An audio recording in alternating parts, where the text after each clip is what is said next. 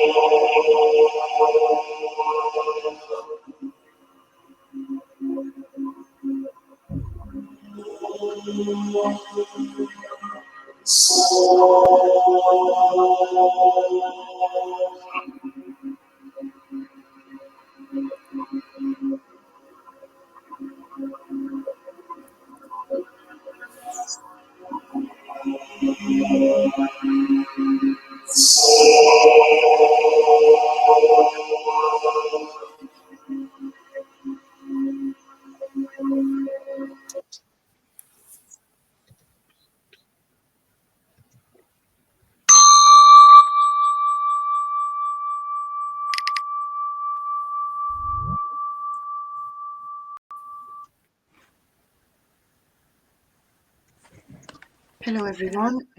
I lost count of the meeting. Today is Sunday, the 13th of March, 22, and this is an Extinctionati meeting. I think it could be number 98 or 99, but honestly, I'm not too sure. So the agenda of the day was info energy, and I think we have a presenter today, Mr. McKee. So if you want to start us on that subject, please. Thank you very much. Yeah, sure. I don't have any kind of presentation prepared or anything, but sort of framing it as more of like a discussion, I think is a better way to go about things. But I just thought it was important to build on what Hugh was talking about there in some of those last meetings, and I could see that it wasn't completely well received by people, but I think that was because of more miscommunication than anything else. And so, yeah, but I think it's really important to touch on. So I had posted something on Reddit that I think is really helpful for sort of a framework of understanding a lot of this stuff. It was Robert Anton Wilson's Prometheus Rising. I don't know if anyone has read that before or read any parts of it or anything, but it's very much, sort of like a manual for how to think about this stuff, sort of like a map. But the basic premise is that humans don't really have any grasp on real reality, and it's sort of an illusion that we do, that objective reality can be perceived and understood and put into language by humans. This is just kind of silly. And that's where I think the biggest disconnect in communication on this kind of subject come from, is that some people think that science and all these other types of quote unquote ways of knowing are ways of perceiving the objective reality, and then you can build on that. You can do experiments and stuff and then know something, and then you can put that down into writing, and then other people can take those experiments and glean laws or whatever from them, and then they can do their own experiments and stuff, and in that way science is progressing, and you're building up your knowledge of stuff. And this is just sort of an incorrect way of thinking about the universe as a whole, and information and stuff. And so Hugh's basic premise was that information is not really what we think it is, and that we have all this junk in our heads when it comes to how we think about information.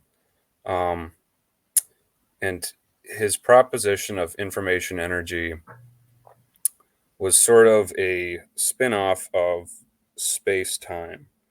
And so the way to sort of think about it, in my personal opinion, is that the universe is essentially an information energy network. Um, Physics has a decent understanding of energy itself, and some of the laws of energy are sort of correct, but it's only like one dimension of the whole thing, and there's this crucial missing part of the role that information plays in that. So information is not this ethereal thing that only exists in the abstract. It's very physical. It's very real. Um, and the way I think about it is to use sort of like a model, remembering again that a model is not the objective reality, it's just the model that our brain uses. But uh, to think of sort of the whole fabric of reality as like a Tinker Toys set. If anyone who isn't American doesn't know, Tinker Toys are like, yeah, it's like it's an old toy, but it's a bunch of rods and like dowels or discs and stuff that have all of these different holes in them where you can insert the rods, and then you can build it up, sort of like a Lego set. Um, and it's just based on all these different connecting rods and these discs where you can put a bunch of those rods in. And so, in my personal opinion, that's kind of what the universe is like. And those rods are kind of like the uh, conductors or whatever of the energy itself, and it flows all throughout the universe along this sort of infinitely large and infinitely complex Tinker Toys set. And the direction the energy flows and the path it takes and stuff is dictated and defined by the construction of the Tinker Toys set, which is like the construction of the information network. And this exists on all these different levels, from the macro all the way down to the micro, all the way down to sort of the atomic level. Um, and how it pertains to us is that same sort of information network exists in our own heads in the form of the brain. So the brain is sort of constructed the same way, and there's all these different sort of literal, physical pathways in our brain that energy is conducted through, and it's it's related to the intake of the information network from outside, and all of that passes into your own brain, and that's sort of what you make all of these models of the quote unquote outside world from. So it's a lot to explain, but does that sort of make sense as a framework to sort of begin discussion of this on? Does anyone understand what I'm talking about? Yeah. Yeah. So yeah, information is the DB says, are those Jungian archetypes built into the framework? Yeah, I would say archetypes and all that stuff. There's all these different ways that the framework, at least in our own heads, is built, um, and a lot of that is quote unquote biological. You're born with it. It was created by um, whatever forces, power, evolution, and all that stuff. Um, and there's things that you're born with, but there's also ways that culture and conditioning and all this that goes on in early childhood all the way up through your life, um, builds up these frameworks, and specifically builds connections through this network, and puts blockages on other connections that could be made. And so anytime you sort of learn something, you're making a connection that wasn't there before. Anytime you really forget something, that thing is sort of cut off. But yeah, the complexity of it is virtually infinite in your own head. Uh, Information has negative entropy, has relatively more structure versus unstructure.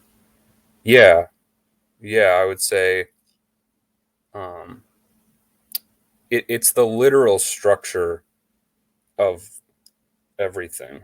That's what information is, and yeah. So that's sort of what Hugh was getting at.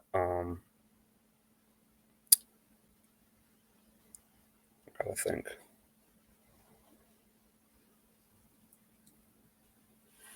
but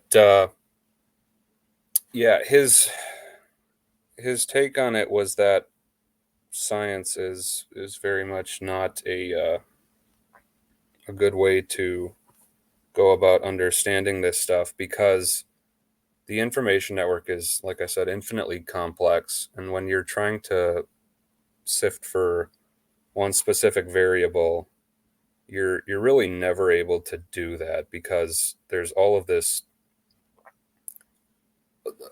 entire network is interfacing with itself in infinite ways, and you can't really boil it down to any one thing here, there, or anywhere. And yeah, it that's sort of the ultimate thing that I think people, at least in this culture, have the biggest problem with because they've been indoctrinated with the idea that science can do this stuff. Um, and that's just it's just a fallacy. Um, One of the things in that is that this seems one can't separate objective and subjective because it's like yin and yang. Yeah, it's basically the entire thing is subjective. The information network in your head is interfacing with the information network outside of your head 24/7. That's what's always going on. That's what reality is the experience of this information energy network interfacing with itself.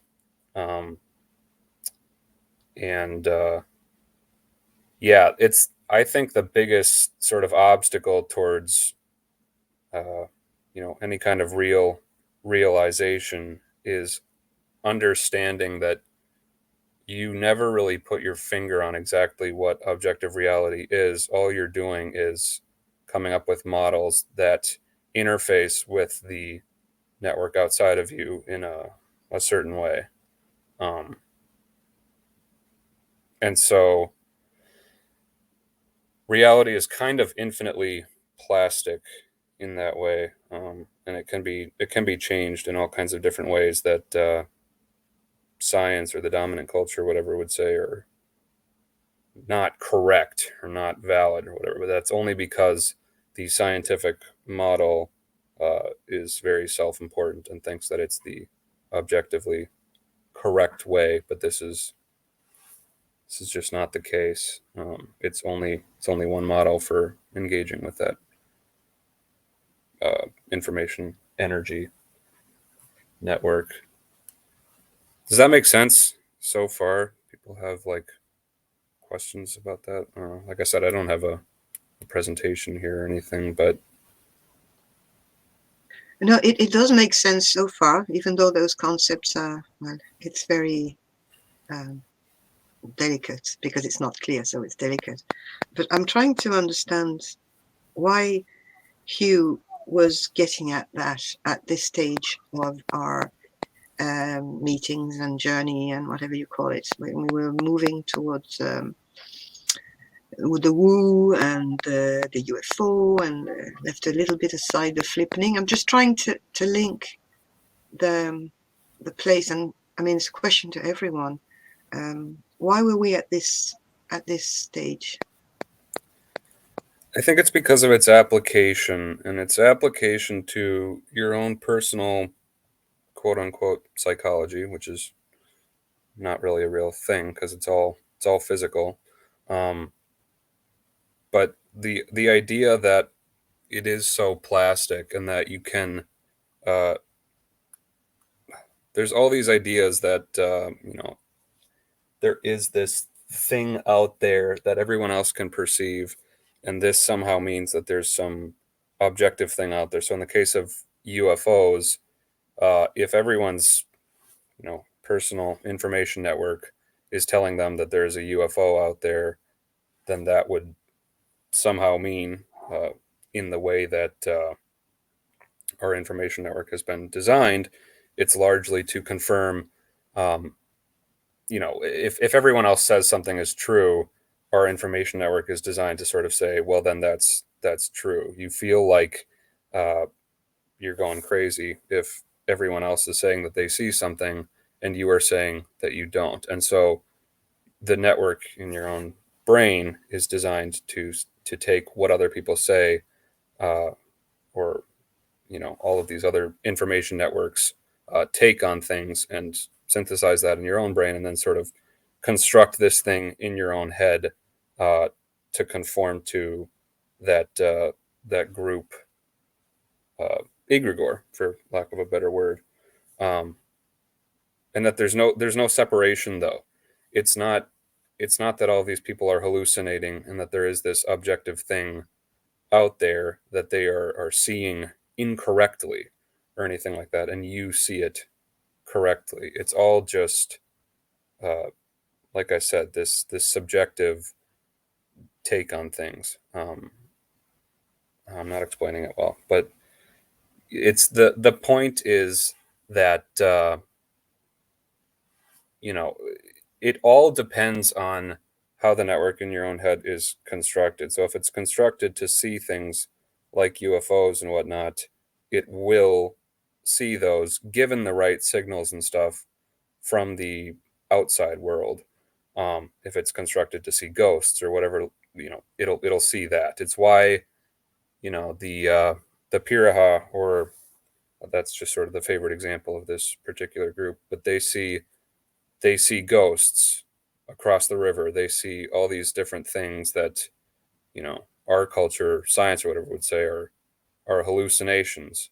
Um, but they're just as real in those people's own framework as anything that you or I see. In other words, the pathway of visual intake. I don't know all the correct words, but the visual receptors trigger this part of the brain to shoot all these you know all this electricity into all these other parts of the brain, and that's what forms what you consider your visual reality. And we take it as read that that's just completely real. It's very physical, but it's not. All it is just the representation of something out there in our own heads. And so, yeah, there is no distinction really between uh, the objective and subjective. It's all subjective. Uh, Sort of like a filter, right? Yet I'm just reading DB's comment, taking in the chaotic noise and shaping it to the structure of one's own mind. Yeah, that's exactly what's going on. It's the universe is, there's an infinite amount of signals and stuff out there, and 99.9999999, however many nines percent of all of the different signals out there, your brain does not even take in. So it's sort of conditioned via biology, evolution, cultural conditioning, all of your own experiences, and all of this stuff to parse through uh, what the signals out there, and sort of select for them, and then take them in and construct something uh, that the brain deems useful or pertinent or whatever. But our biggest fallacy is that we think that that our particular model or whatever is objectively correct. That's like the biggest hurdle, I think, for people, at least in this culture, get over. JDW says how fake news becomes real to so many people. Yeah, it's the exact same thing. You have all of these pre-constructed pathways and stuff for taking in authoritative dictates or whatever. And you could look at that however you want. You could look at that as a product of biology or anthropology or whatever. But it's the way that the brain is constructed, and so once the habit and stuff is there, then yeah, it's open to manipulation, and if certain folks or systems or whatever out there understand the shape of some of these pathways and stuff, they can uh, manipulate that and use it to put in their own thing. So this happens, all the time. That's sort of the biggest, I would say, issue in the modern age is that these, to use Robert Anton Wilson's term, reality tunnels that everyone has have been completely artificially constructed uh, intentionally to serve a purpose, and it's to serve the uh, the system that is in place today, which is pretty nefarious and serves the interests of very few people at the cost of, well, Exactly. basically the entire planet. If I can I critique that? Yeah. Yeah, thank you. Can you hear me, Sure. everyone? Yeah, cool. I would like to take a very concrete example from something I know very much, about the polar ice and stuff. Mm-hmm. So it's interesting because I want to include the social science of Hallam, the Extinction Rebellion guy, Hallam, right? So he not contradicts, but he expands the circle of science by including social science when he talks about climate and stuff, in a good way, I think. So the thing is that for me, as a very old, very long time climate activist, I've been following it since the 1980s, right? So it's a very long time. And the thing we know, looking at it now, is that instead of the elites of the world, the governments and stuff, actually doing something about the climate situation from the 80s and 90s onwards to today, they set up satellites and measuring stations and everything. And I was like, I and my people were like frustrated as hell, because all they did was to measuring the the apocalypse in a way. But anyway, so there, the elites' solutions to the climate crisis back then was to do the second best thing. We won't cut down on our fossil fuel addiction and stuff, but we will measure the stuff. We will measure the elendighet in Norwegian,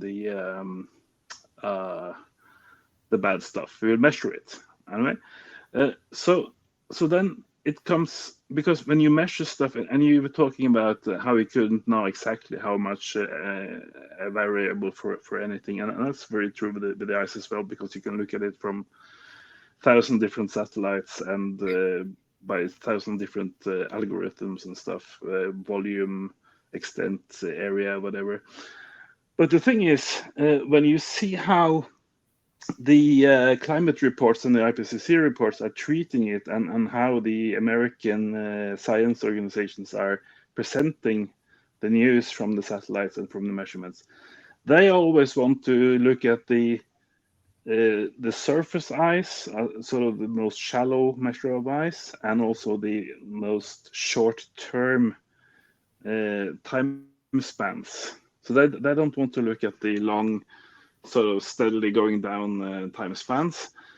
And what Roger Hallam introduces to this debate is sociology or social sciences, where somebody who is presenting some numbers or whatever always has an interest, always has an agenda. And the government elite agenda has always been to carry on with this consumer party and this fossil fuel party forever. And it's pretty easy for sort of a hobby scientist like me to just organize these numbers in a more real way to show that it's not going good at all, and actually it's sort of the melting of the ice that is going to crack us and then crack the society overall in the long term. And I'd also like to talk about the two distractions that Sam Mitchell is talking about on the Collapse Chronicle, because he talks about the COVID as a distraction and the Ukraine war as a distraction from the distraction from the distraction. And I'm totally with him on many of those things.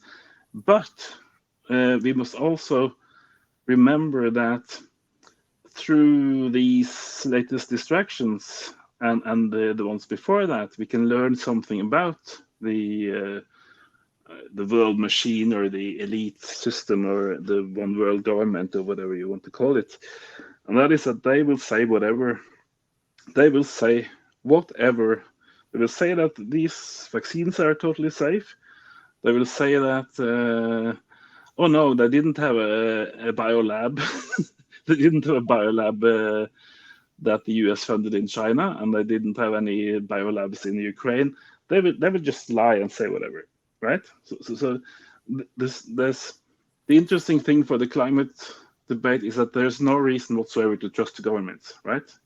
So we have to sort of draw in what we learn from different aspects and from different distractions and from different things that the elites are doing, like 9/11. That wasn't totally clean-cut attack. Many people say it came from the inside, and yeah, so I will always say about science, for instance, climate science, that you have to go to the numbers and to the sources yourself. You have to go and look at the numbers yourself. Not everybody can do that, but I'm I'm one of those guys who is able to do that and who loves doing that.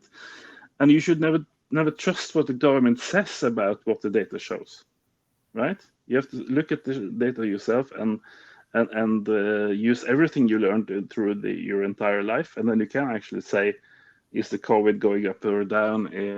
Is it really? Should we really spend every day for 2 years worrying about COVID when climate is like 10,000 times bigger a threat? That kind of stuff. So I wouldn't throw science out completely. Like some of the things you said, I understand what you're saying, but I wouldn't be so skeptical to science as some of what you said sounded like. But you have to kind of take it with a bucket of salt, and you have to often combine different aspects of science in order to understand it correctly. Thank you. Yeah, no, that's spot on. The ice really is melting.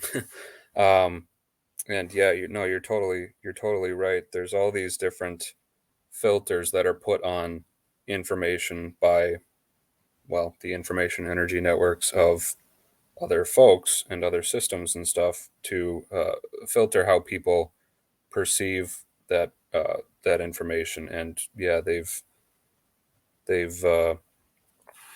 used that to their own advantage. But the more you can, the big takeaway I think is the more you can parse out the pathway of that particular information network or whatever. If you can see so and so said this because I can follow that down, and I can see that that was because they were taking this from so and so, and that was because they read such and such, and yada yada yada. And you can parse all of that stuff out. You can see sort of where things might have gotten lost in translation, or how this was taken in by such and such a system or whatever, and then that's sort of the way to get to truth. So yeah, the closer you can get back to the source or the original signal, in this case, like the ice melting or whatever, the closer you can get to a less noisy understanding of it. And yeah, it's sifting through all of the junk. Let's see. Just reading some of the comments. JDW says no need for woo, as such. He was talking about physics and thermodynamics, etc. Yeah, it's all physics. It's all physical. The biggest thing, also to go off of what Going South was saying, is the separation of the sciences is one of the biggest things that throws people for a loop, because yeah, the social sciences are taken to be this totally separate thing from physics and the hard sciences and stuff, and this is just totally wrong. It's all one thing. There's just different aspects to it depending on how you the person studying it want to break it down. So the breakdown of all these different sciences is just human imposed or alien cortex imposed, if you want to say. But yeah, they act like psychology and all this stuff is something abstract when it's not. It's physical, just the same way that all of these other hard sciences and stuff are. DB says, yeah, science and critical thinking is valuable to sort information and get a good measure. Yeah, it's just another model. It's just another sort of way of gleaning information. I guess sometimes when I talk about science, I talk about it as sort of the ideology that pervades this culture. The idea that it's, the phrase "the science is settled," all of that stuff. It's acting as though some scientific law or whatever that's been deduced is objective, and that's A says science is the new religion. Yeah, exactly. It's the same fallacy that people fall into in olden days, right? The word of the priest, the word of the pope or whatever was law, and that in a lot of people's minds, a lot of the way that the current information network in people is set up nowadays is to accept an authority's dictate on something as literal objective reality, and then that supersedes a lot of their own ways of parsing through information and stuff. And so they will literally believe something. I mean, you've seen it with Corona. It could not be a better example over the past 2 years. They'll accept just blatant nonsense on TV over what they can see with their own two eyes. The way their information network has been set up in their brains is to take that the word of an authority or something, or just a perceived authority, and there's all kinds of ways of tricking the brain into taking something as authority, and then that will trump all of these other pathways in their own brain that come from their own senses and intuition and stuff. People have been taught to distrust their own intuition in favor of authoritative stuff, and the real consequences of that are just absolutely disastrous. I remember that in one of the meetings not that long ago, he was insisting on the fact that science started to decline and die when it became hyper-specialized, and that the problem was when people couldn't have a general view anymore too, not just intuition, not just the mastering of the alien cortex, which is kind of different to the destruction, but using it as a, using it as a servant. But yeah, the fact that people have been separating science into little places, and same thing in medicine, same things in all around, and that there was no more general view. Yeah, and it's all sort of the same thing, is breaking things down into these compartments and stuff, and acting like they're all separate when nothing in this universe is. There's no such thing as legitimate separation. Literally everything is interconnected. Um, and when you separate them, you're going to get some things that depend on something from another field of, quote unquote, field of science. Um, and you're never going to get to any kind of legitimate truth by sticking in one field. And that's why Hugh was saying that science has sort of died. It's died as a way of sense making, because all of this hyper specialization has, yeah, boiled it down to something that's not capable of really understanding hardly anything. Yeah, it's become a product of the system, hasn't it? Mhm.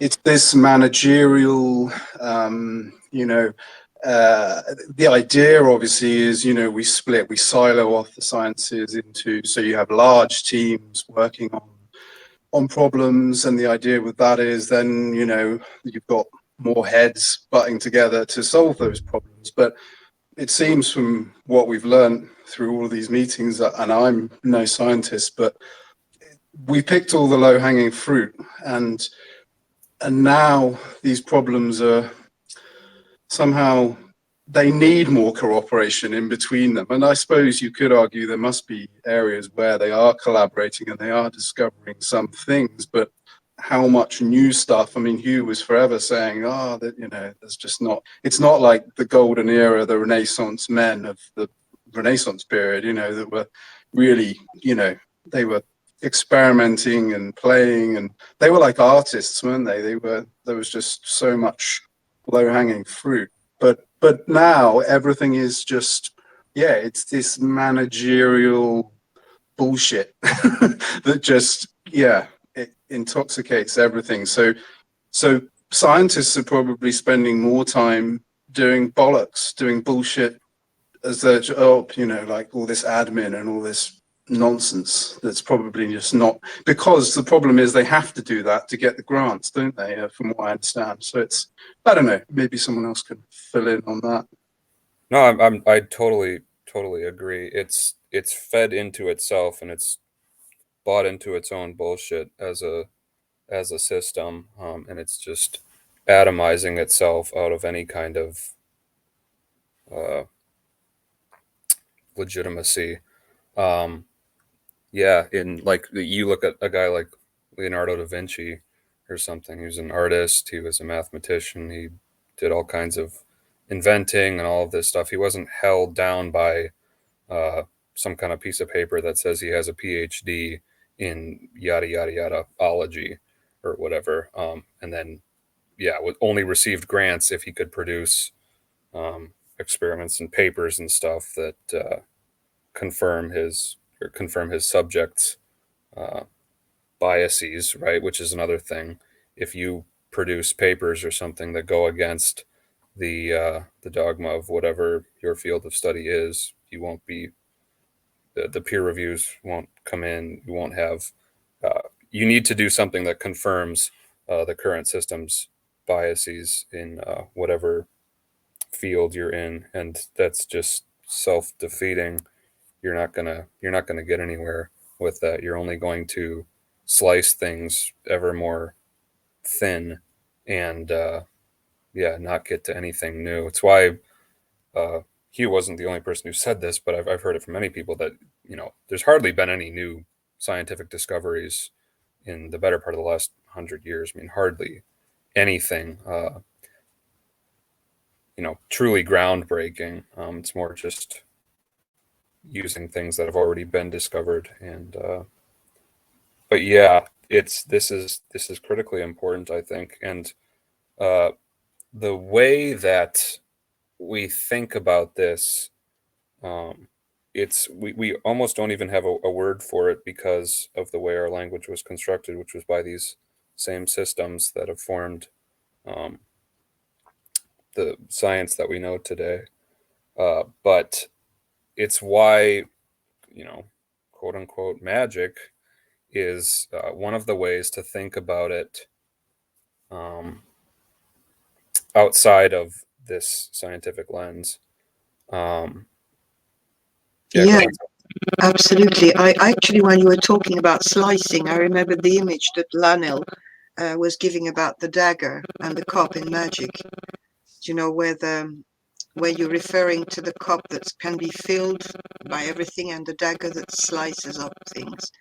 And he was talking about the adequate way of using those two possibilities in our minds, for a good reason, because you could use the dagger sometimes, but you had to know that you had to use the cup. And that's an image that's used all through the tradition of magic, as far as I understand, because I don't know much about it. But the little bit I've read, I think that makes a lot of sense with this conversation we're having too now today. Yeah. No, it's the current paradigm only uses this one way of sense making, and it's in Hugh's words, it would be the alien cortex or the left brain without any input from the right, and you're only sort of creating this closed loop without the necessary synthesis with the other side. And yeah, a closed loop recursively spiraling in on itself is not going to get anywhere, right? It's only going to get narrower and narrower as time goes on. But the biggest thing I think is that when people think magic or whatever, they think, Harry Potter. They think just nonsense stuff that defies the laws that actually do govern this universe, like regarding energy conservation and stuff like that. And so it scares people off. But it's more just a different way of thinking about things and a more holistic take on them. I would say magicians or whatever from a while back were just people that had a better understanding of a lot of these quote unquote different fields, and synthesized them a lot better and were able to uh, produce results in people that any individual section of science would not accept as valid because they're only looking at it from this one lens.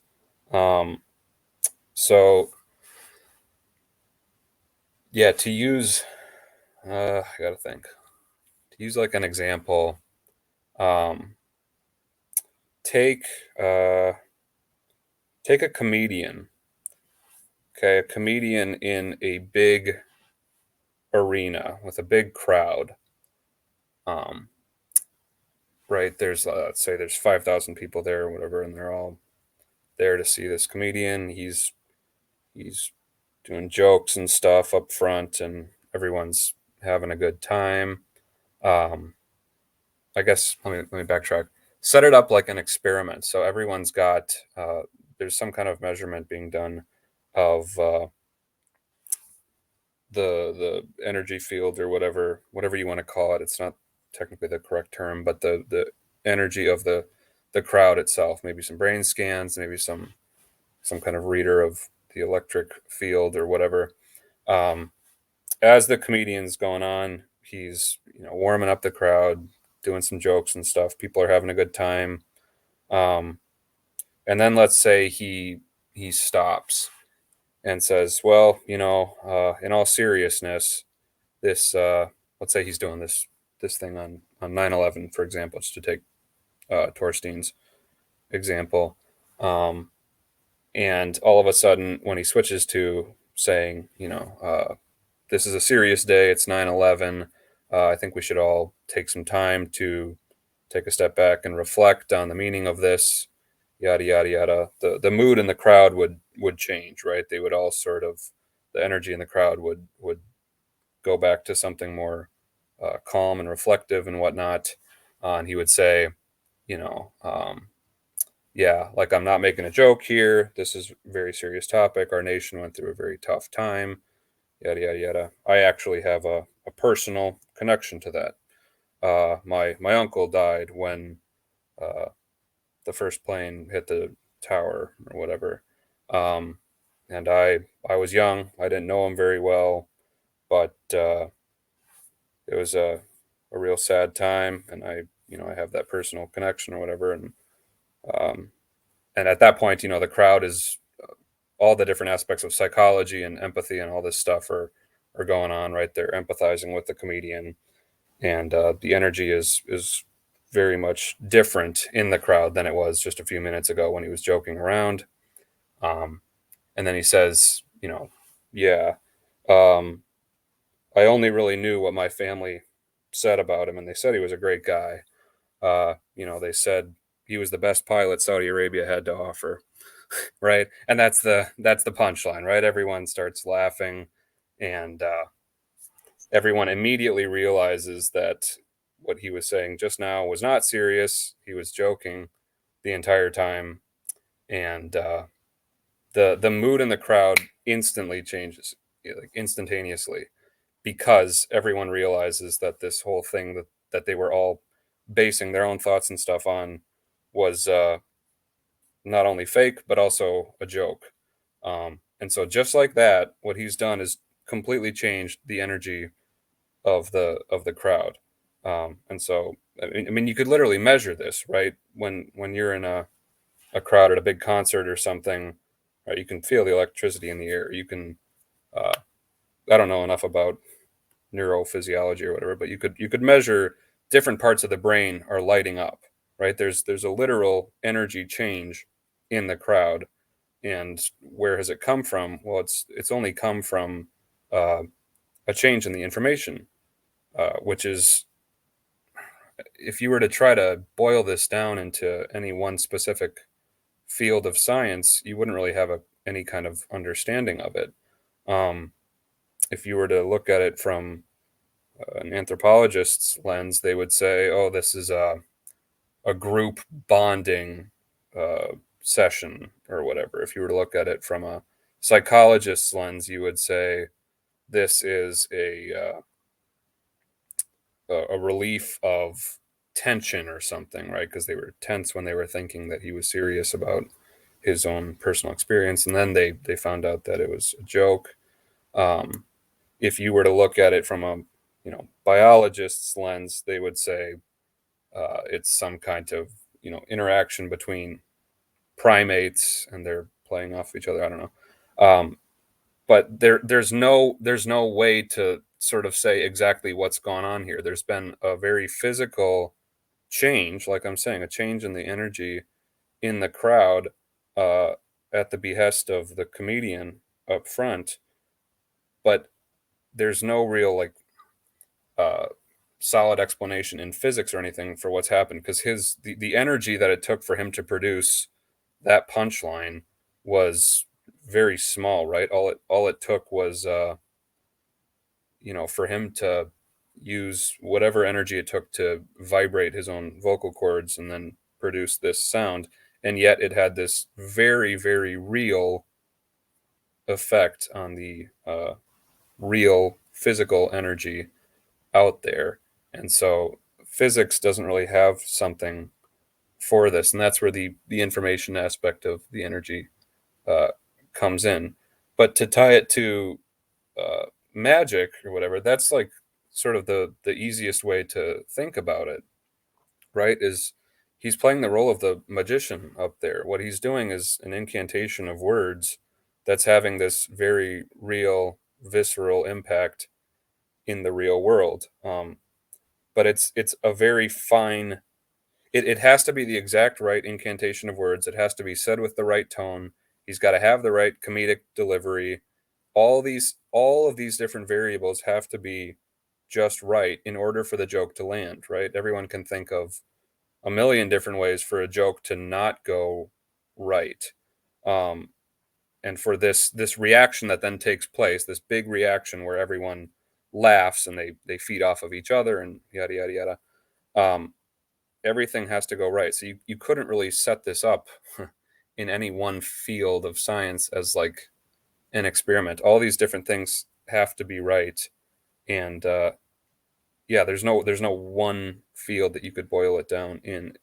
It's holistic, and so the idea of magic is sort of the best way to, it's the best sort of framework for looking at this stuff. And I think that's what Hugh was getting at, is that magic is not this thing that defies physics, whatnot, right? No laws of physics are actually broken when it comes to what I just described, and yet it could not really be replicated outside of the specific way that it did happen. So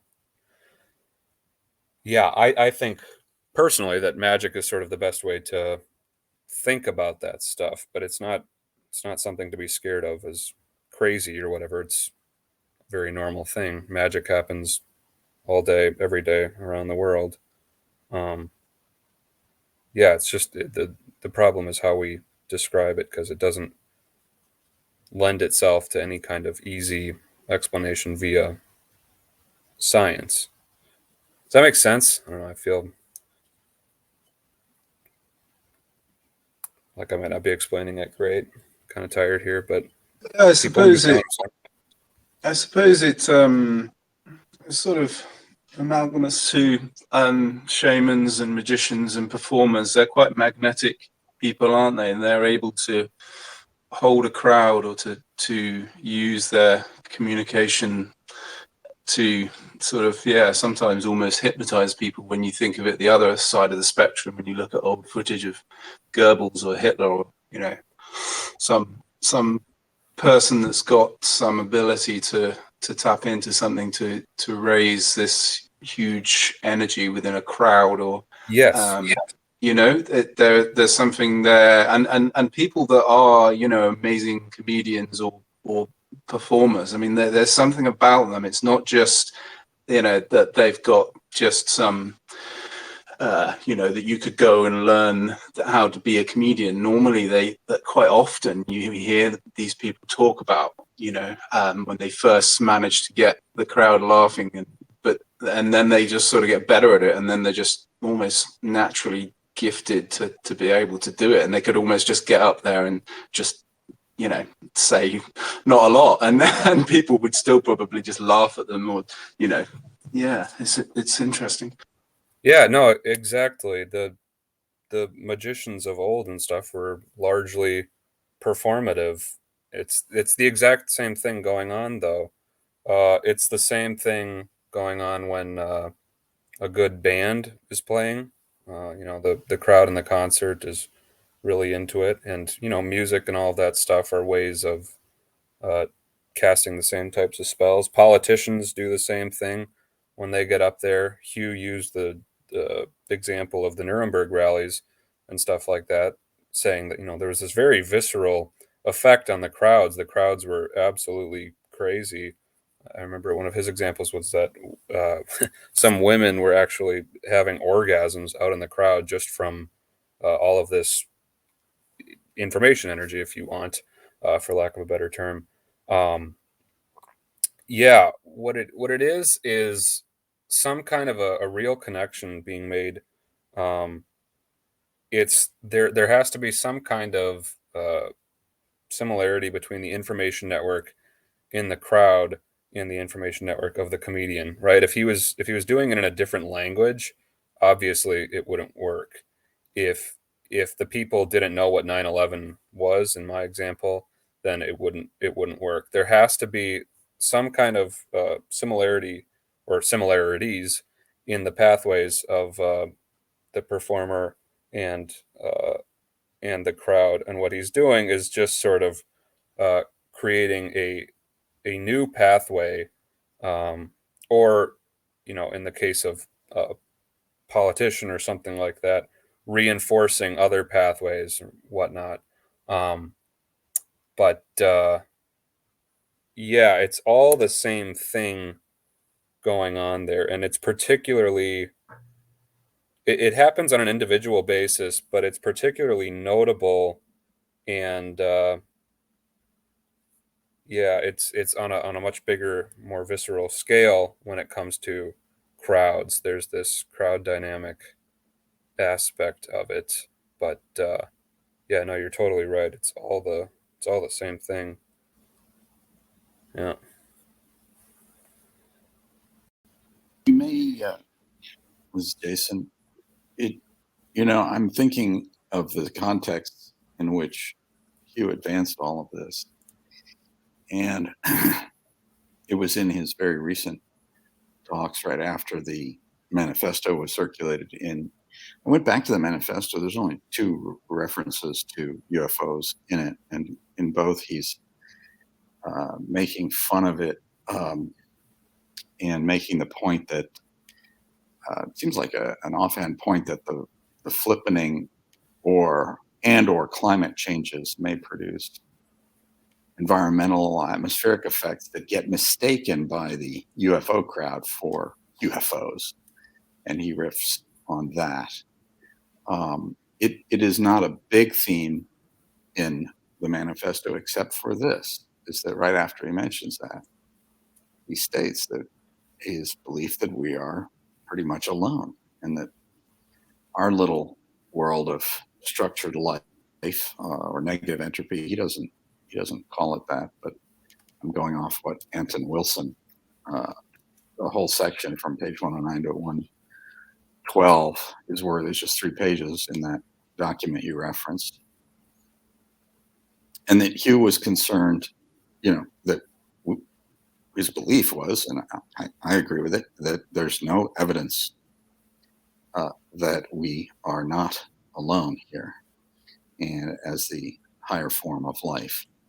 And if we go extinct, just humans, or if all higher mammals or all higher life forms or all life goes extinct on this planet, it's actually a much greater tragedy in a sense. He made that point. And it may be that, he then went into UFOs and it seemed to me, and I don't know if it seems to others on that call, that the UFO matter came up when he was explaining this, and in the last 2 or 3 videos before. And I wonder if he was just being thorough. He went through fairly methodically all the main different accounts of where UFOs come from and came to info energy or psychic manifestation as a final possibility that, some of these things could be Defense Department subterfuge or propaganda or whatever the list was. And his list is not different from other smart people's list of these things. But his final thing is, he said, this could be psychic manifestation, literally by physics. He seemed to me to be very focused on that it could be just an energy phenomenon, a manifestation of lots of people believing, and that the energy of people believing it is a real energy, as the discussion so far has reinforced, and that it could manifest itself in, he didn't use the phrase mass psychosis, but that's an old Freudian and Jungian and psychological sort of phrase for what mob psychology goes through. Mass psychosis, maybe some of this COVID, you can have a mass psychosis on top of a real issue. So this recent so-called pandemic was possibly a real issue, but also had a layer of mass psychosis certainly layered on it. So I'm sorry to riff, but I just wonder, grounding it back in Hugh and what his concern was, what does maybe Mr. Mackey, you could answer, where does this take your reading of Anton Wilson and of the the focused matter of what we think Hugh was getting at with this? Well, it's important to understand that it's basically all of everyone's reality is some form of a mass psychosis. It all depends on how you define it. There is no objectively correct way of looking at things. And so the reality that we all experience is some form of a mass delusion. DB says you can program your brain to do whatever you want. Yeah, exactly. And so all of this stuff that we see is just a result of some. There's all this stuff that goes into it, but it's all just priming of your own or the people's brains and stuff, and then some kind of thing that triggers certain pathways in their brain to produce this this thing. But it's basically to say that everything out there is really all just